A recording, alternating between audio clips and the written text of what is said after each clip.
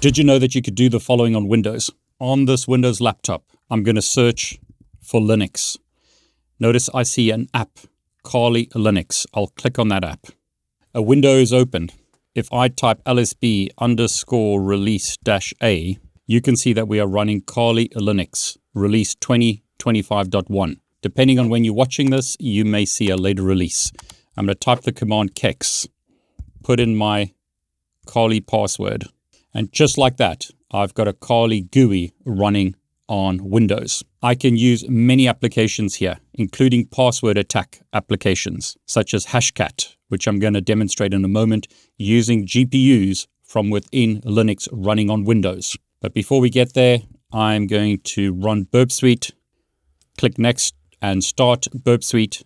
This is the community or free version of Burpsuite, which allows me to intercept web traffic and attack websites. So I'm going to click Proxy here, click Open Browser, put in my Kali password. I'm now running both Burpsuite as well as a web browser within Linux on Windows. I'm going to intercept web traffic, and let's go to kali.org. As you can see there, HTTP request is being sent from Linux. We are running this web browser on Linux. We can see details about the web browser. I'll forward that traffic, more traffic being sent. And notice now I'm connected to kali.org. So I could use all the power of Burpsuite within this Linux application on Windows. I'm going to press F8 and stop using full screen. So as you can see here, I've got the Kali Linux GUI as well as the Kali Linux CLI. But I could also run Ubuntu. So I'm going to search for the Ubuntu app and run that. lsb_release-a shows us that we're running Ubuntu 24.04.2 LTS. But I'm going to run remote desktop on Windows and click connect. This IP address that I'm connecting to is the IP address of this virtual machine, 172.19.237.126. So I'm going to connect to that IP address, click connect, say yes to allow connections. I'll log in with my username, which is David in this case. And notice I have the Ubuntu GUI showing, and I could open up a web browser here and go to ubuntu.com. So I'll make that smaller. I have got the Ubuntu CLI, Ubuntu GUI, Kali CLI, Kali Linux GUI, all running within Windows. This is possible because of the power of WSL. What I'll do here is open up a command prompt and type WSL-list-verbose. As you can see, I'm running Kali Linux. That's my default Linux distribution if I start up WSL. I've also got Ubuntu running. I've got other releases of Ubuntu here, and I've got another Kali Linux distribution. So I'm going to type WSL-D Kali Linux 2 to start up my second Kali Linux distribution. As you can see there, I am logged in as root. I could use the command su to switch to Kali. pwd shows me where I am. At the moment, I'm actually on the Windows computer. So if I type dir here, I can see my Windows files, or ls shows me my various Windows files. ls-ll shows me that I am looking at Windows here from within Linux. So OneDrive or pictures, etc. are shown here. But I'll just go to my home directory. So pwd now shows me that I'm in home Kali. ls shows me here that I've got various hash files. So what I can do is use Hashcat directly within Linux on Windows, but in this case using the GPU. So Hashcat-I shows me that I have an NVIDIA GeForce RTX 4090 in this laptop. Kali Linux in this example has access to the GPU rather than just the CPU, which means that we can crack hashes much more quickly. So again, ls shows me this hash here. I can now use the command hashcat. The device that I'm going to use to crack is device 1, which is the NVIDIA GPU. I'm going to do a brute force Wi-Fi crack against this hash. So that's a hash that we captured from a Wi-Fi password. It's an 8-digit password. Now, whenever I do these demonstrations, people complain that I'm using a simple password because they'll say, how do you know it's 8 digits? I'm only using a simple example here to prove the point that we can use Hashcat within WSL running in Windows, but getting access to the GPU. We could do much more complicated passwords as a demonstration. It just means that it takes longer. So I'm going to press enter now. You can see it's busy trying to crack the password. If I type S for status, so status, I can see how far it's gone. 5 seconds thus far. Press S again, 16 seconds. Hashcat is running and cracking this Wi-Fi password. The progress at the moment is about 13%, 8-digit password. Press S again to get an update, 31 seconds, getting close to 30% at the moment, but it's now cracked the password. As you can see there, this TP-Link password is this.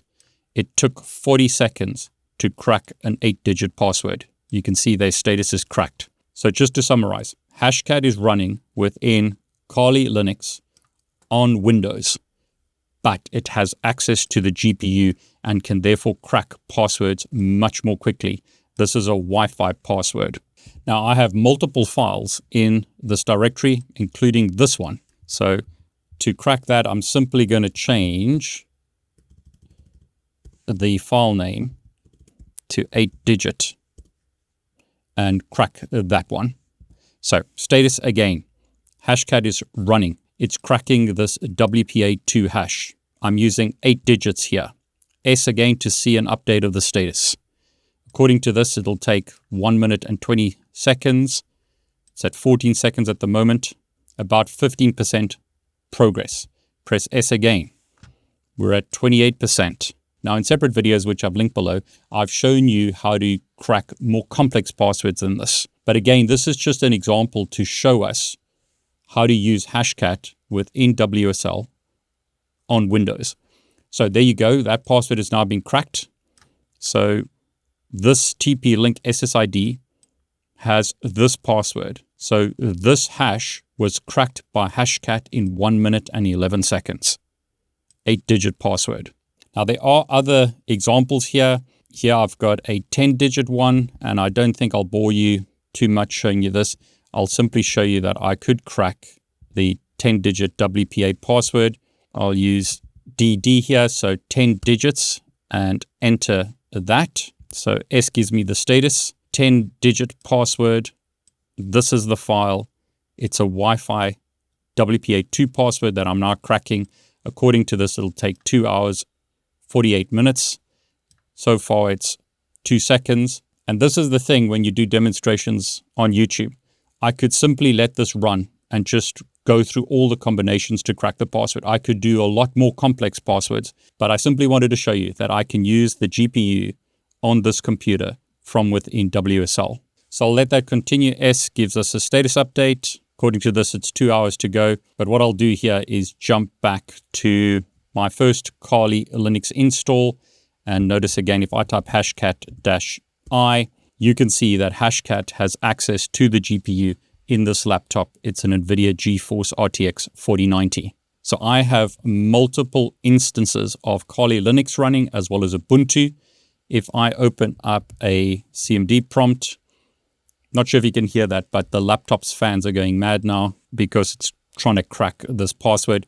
So what I'll do actually is create a checkpoint, which means I can stop it at this point and restart the cracking at the point I was. So 2 minutes, 17 seconds, it's only done about 1% of all the various combinations. 2 hours, 46 minutes to go if I wanted to crack the password. In the worst case scenario, that's how long it'll take. But rather than just waiting for that to complete, let me show you some more options within WSL. So again, I've opened up a command prompt on Windows.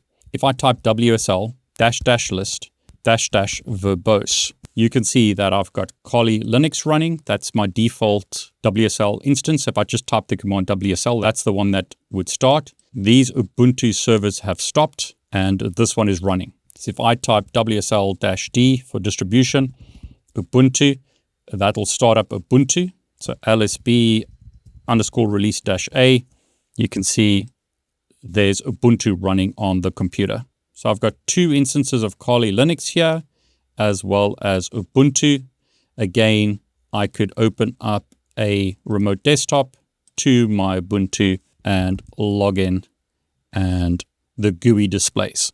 Now, if you want to install WSL, jump to this timestamp. It's actually really, really easy. Just type the command WSL-install. But before we get there, I'm going to show you some other cool tips and tricks in WSL. What I'll do is search for Ubuntu in Windows. So I'll start that app. And as you can see, we're running Ubuntu 24.04. I'll clear the screen. Again, just to prove the point, we are running Ubuntu now. If I type ls here, I've got some files. But what I can do actually is open up files using a Windows program, such as Notepad. So I'm going to type notepad.exe. So you need to put exe at the end. And then I'll open up a file. Let's say this hash file here. Press enter. And notice that this file, which is in Linux, has been opened up with Notepad, a Windows application. I'll close that. Let's create a new file. So let's say linux.txt. I need permissions. Now, Notepad cannot find that file. Notice where it's pointing. It's pointing to WSL. This is Linux. I'm going to say yes to create the file. And I'm going to say hello from Windows. And I'll say file save. So I'm saving a file in Linux using a Windows application. So ls on Linux, we can see the file here. Cat linux.txt. We can see the information entered in Notepad. So I could use Nano as an example to open that file and say, hello from Linux. Control X to exit, Y to save the file. Let's open it up again in Windows. So notepad.exe, linux.txt, and there you go. So you can use Windows applications on your Linux files. Now you could use any Windows program here. So I'll use ping. This is Windows ping. To ping google.com. Notice the ping times out. If I simply typed ping google.com, that's using the Linux ping, and that will just keep on going. So it won't time out. Output is also different.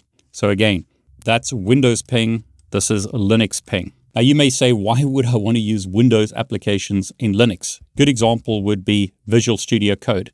So I'm going to use the command code dot to open Visual Studio Code and open this directory in Linux. So we told this application is not on the allowed hosts lists. Do I want to allow it? Yes, I'm going to say allow. And notice I can open a Linux directory directly from within Visual Studio Code. So scrolling down here, I see this 8-digit WPA2 file. This is a file in Linux. Here's the 10-digit file. Here's another one. Here's a hash. And there's linux.txt, which was created in my Linux directory. Going back into the CLI, ls shows us those files, and that's what Visual Studio Code is seeing. So as an example, I could say edited in VS Code, and I'll save that file. Going into Linux, I'll cat to that Linux file, and you can see it was edited in VS Code. So if you had a file here, let's say hackwifi.py, ls shows us that that file has been created, and in Visual Studio Code, that now appears. This is a Python file, so we asked, do you want to install the recommended Python extension? I'm going to say yes to install it. Python is now being installed. So if I go back to my Python file, I could say print, and notice I'm getting all the options in Visual Studio Code. So let's say hello world as a start, and I'll save that file. Back in Linux, ls, cat, hack Wi-Fi. There's the file, and if I run that file, hackwifi.py, notice we told that we need to run Python 3, so let's do that. Output is hello world. So I can edit files in Linux from Visual Studio Code or use Windows applications within Linux. Very, very useful, this option. But you can also get access to Windows files from in Linux. So pwd shows me that I'm in my home directory on Ubuntu, but I could go to mount, and notice here I see cdc, ls here. We're getting some options about permission denied, but I can see Windows program files. This is my C directory. So if I go to users, ls, David, ls, I'm seeing files in my David directory on Windows. So cd downloads ls, bunch of files here, including WSL 2025. So I could go into that directory, ls here. But what's great here is I can now use Linux commands in Windows. So I'm navigating a directory in Windows, and I could type ls-ll, and I get my Linux output on a Windows directory. Let's just do something simple like grep for 8, and we can see the output there, or 8 mixed. We see only that file in the output. Now you may want to use vim. So vim 8 mixed, and notice I can use vim. This is probably not a good example of a file to use, but I can use vim or vi directly on Windows files. So let's use touch a Linux command, linux on windows.txt. ls file has been created on Windows. If I go to my Windows directory, so downloads, WSL, notice there's the file on Windows. So vim Linux on Windows. So I'm going to type, this is Linux, I am the best. So press escape. I'm going to save the file. So cat Linux on Windows. That should be in Windows now. So in my Windows Explorer, double click on that file. I can select which app to use. I'm going to use Notepad in this example. And notice Linux has created a file in Windows. So there's tight integration between Windows and Linux when you use WSL. Now you may prefer not to use VI or Vim.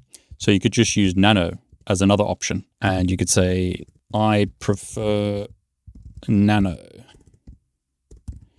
I'm not going to get into the wars here. You use whatever you like, but Nano is easier for someone who's new to Linux. So again, in Windows, you can see that that change was made.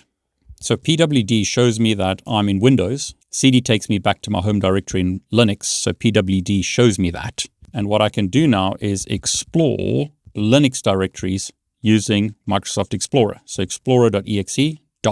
Windows Explorer has been opened, and notice where we are. WSL localhost, Ubuntu home David. And again, I could look at the latest files that were edited, and here I've got my Python file, which I could open up with Visual Studio Code if I prefer. And there you go, it's opened up. So I'll close Visual Studio Code just to make the point. I could open this up with, let's say, another app, and I'll just choose Notepad.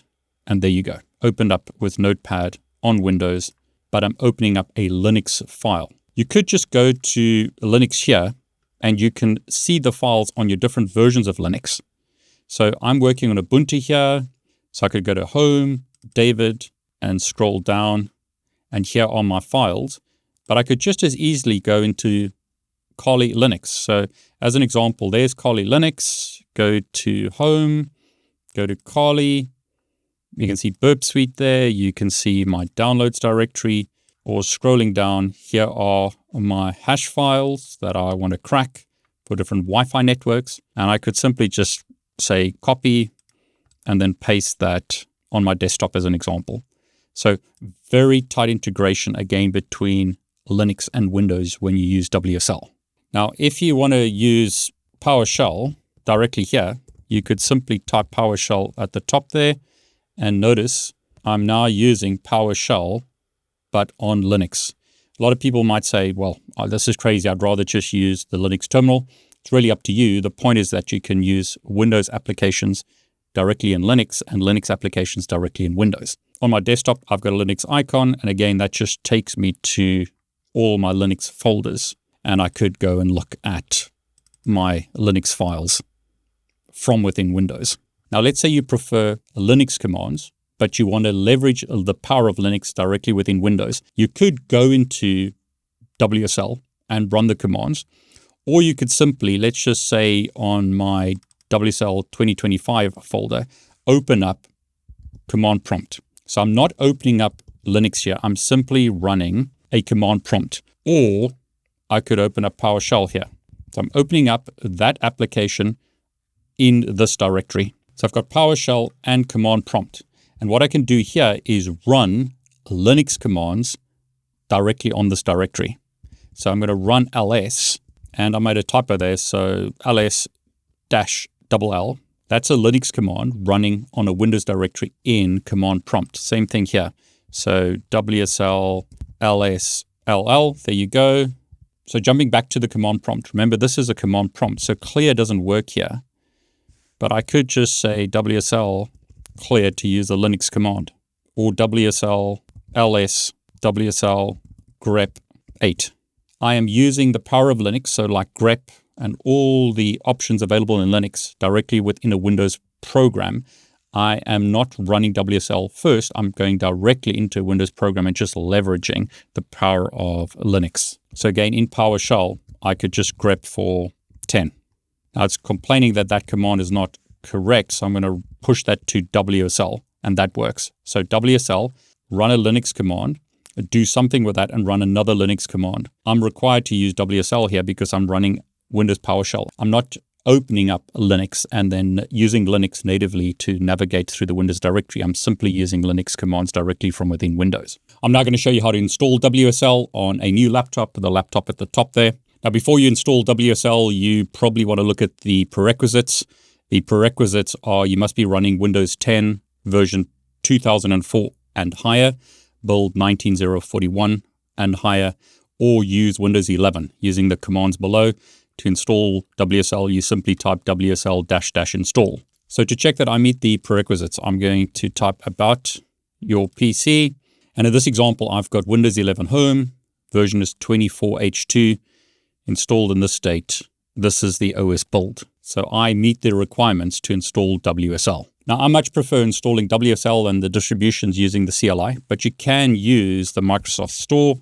So I'll search for Microsoft Store, and I could search for Kali as an example, so Kali Linux, and notice that app can be downloaded and installed from the Microsoft Store. So as they're showing you here, you could run Burpsuite on WSL. But again, rather than doing it this way, I much prefer just using the CLI, but that is an option if you prefer doing it that way. So I'm going to open up PowerShell. Now I'll just type WSL here. And notice on this version of Windows, we're told that to install WSL, we need to use -- install. On other versions of Windows, if you type WSL, it actually just asks you to install it, and you can just press enter to install it. But on this version, and to follow the official documentation, you need to type WSL -- install. So I'll clear the screen, and I can type WSL -- install per the recommendations. Now we are told that you need to run the command as administrator. I'm logged in as administrator, so I didn't have to do that. Remember, you need administrator rights to install WSL. So again, command is WSL -- install. I'll press enter, and we're told that it requires elevated privileges. And we asked, do you want to allow the app to make changes? And the answer is yes, we do. And you can see it's installing the virtual machine platform. Okay, so the virtual machine platform is installed. We're told that the app needs to make changes. I'm going to say yes. We're told that the virtual machine platform has been installed, and now it's installing the Windows subsystem for Linux. Okay, so WSL has now been installed, and Ubuntu is now being installed. That is the default distribution when you install WSL. Okay, so Ubuntu has been installed, and now we're told that the requested operation is successful. Changes will not be effective until the system is rebooted. So what I'll do now is restart the computer. And once it reboots, we should be able to start using Ubuntu on this Windows computer. Computer is now rebooted, and I can log in. So what I'll do is start PowerShell. And if I now type WSL, notice something is happening. It says provisioning the new WSL instance, Ubuntu. It might take a while. What we need to do now is create a default Linux username. It doesn't have to be the same as Windows. So I'll say David, and I'll specify a password and log in. And as you can see there, we are now running Ubuntu.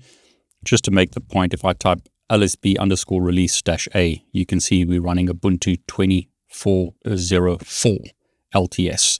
So type exit now. We're back in Windows. WSL-list shows us distributions that we've installed. We've installed the default, which is Ubuntu. So I'll clear the screen here and just show you that again. So WSL-list, default is Ubuntu. If I use the option online, that shows me other distributions that I can install. So I'll just do that again, WSL-list-online. Notice we can install Kali Linux as an example, or a different version of Ubuntu, or Debian. Different distributions can be installed. So at the moment, the list shows us that we only have Ubuntu installed.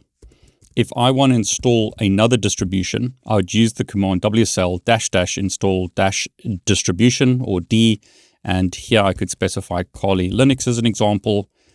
If I can spell correctly, so Kali Linux, and notice that's now downloading Kali Linux onto this machine and we'll install it. It's fantastic that you can install different distributions of Linux and run that all locally within Windows. So Kali Linux is being installed. And notice we're told that we can launch it by using the command wsl-d Kali Linux. So I'll clear the screen again. WSL list shows us that we have Kali and Ubuntu installed.